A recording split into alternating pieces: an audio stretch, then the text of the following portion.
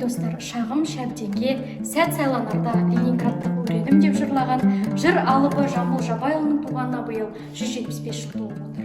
Асқақ үнді алып ақын, жырау, суырып салма айтыскер Жамбыл Жабайұлының есімі бүгінде бүкіл дүние жүзіне мәлім. Ғасыр жасап екі заманның да бірдей куәсі болған ақын өз тағдырын туған халқымен тұтастырып, оның бар өмірін, биік мұрадын, мұң мүддесін жырына арқау етті. Дәстүрлі қазақ жырын жаңа дәуірдің талап тілектеріне сай орайластыра, жаңарта, жастарды. Жетісу өңіріне ғана емес, бүкіл қазаққа аты мәшһүр жыр жампозы Жамбыл Жабаев 1846 жылы ақпан айының 28 күні Жамбыл облысындағы Жамбыл тауының етегінде дүниеге келген.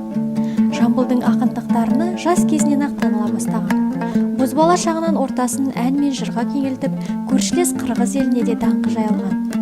Жүрегіне өлең ұялаған дарынды жас ұстазы Сүйінбайдан бата алғанда 15 жаста. Сүйінбайды пір тұтып, Жаныс ақынды жеңетінде ол 20 жаста. Сарыбайға өлеңін айтқанда ол 19 жаста болады. 20 жастан асқан соң Жамбыл ауыл айналасынан ұзап шығып, ақындық өнерінің көкжиегін кеңейте береді. Жыр айтып, саятшылықта құрады. Ақынның жылқышы, ұшықтың ұрыға айтқаны секілді өлеңдері осы кезде айтылады. Жамбылдың шығармашылық өміріне терең із қалдырған өміріндегі маңызды оқиға Шөже және Шашубай ақынмен кездесуі болды. Жамбыл олармен ұзақ уақыт бойы айырылыспады. Ол Шашубайдан көптеген сарыарқа ақындарының әндерін, 15 ғасырдың ақыны және философы Асанқайғы туралы көптеген аңыздарды естіп білді.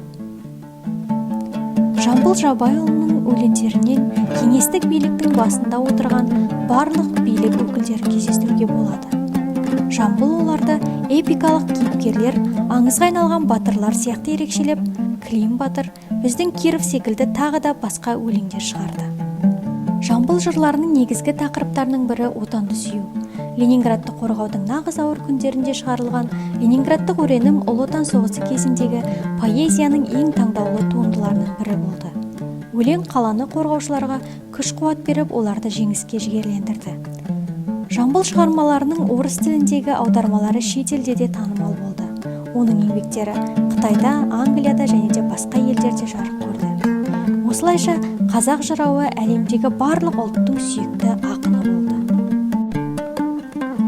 Өлең жырларымен көптеген елге танылып, артына баға жетпес асыл мұра қалдырып кеткен ұлы ақын Жамбыл Жабайұлы 1945 жылы маусым айының 22-сінде 100 жасқа қараған шағында дүниеден озды.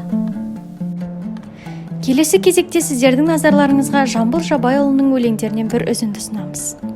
Жабаев, әкеме, сертіңнің алып қаратым, жазықсыз қиып қанатың, жапанда жаяу қалдырып, жайым жоқ қарғыс алатын. Ел арасын егер қып, ойым жоқ шырқат салатын. Қоныстан елді босатып, неміз бар енді шабатын. Өлең мен сөзді дос қылып, құраман ақын санатын.